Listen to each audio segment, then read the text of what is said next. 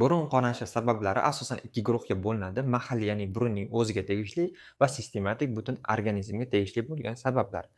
Mahalliy sabablarga burunni kavlash yoki mexanik travma berish bu eng ko'p tarqalgan sabab bo'lib, ayniqsa bolalarda uchraydi. Statistik ma'lumotlarga ko'ra, bunday hollarda burun qonashlarining 25-30% sodir bo'ladi.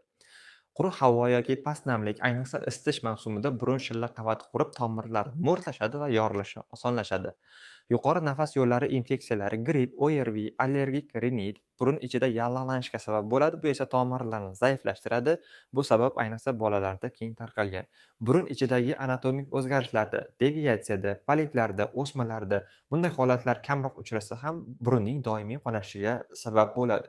Sistematik sabablar: misol uchun gipertoniya, yuqori qon bosimi. Bu ayniqsa kattalarda keng tarqalgan sabab bo'lib, taxminan 20-30% holatlarda burun qonashi aynan qon bosimi yuqoriligi sababidan yuz beradi. Qon tomirlaridagi qon bosimi ortishi ularning yorilishiga olib keladi.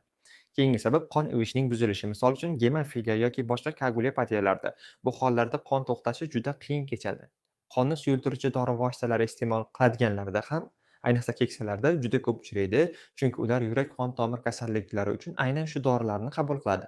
Keyingi kasallik ular jigar kasalliklari, misol uchun jigar sirrozida. Bunda qon ivishi uchun muhim bo'ladigan, juda zarur bo'lgan moddalarning yetishmasligi natijasida xonash yuzaga keladi.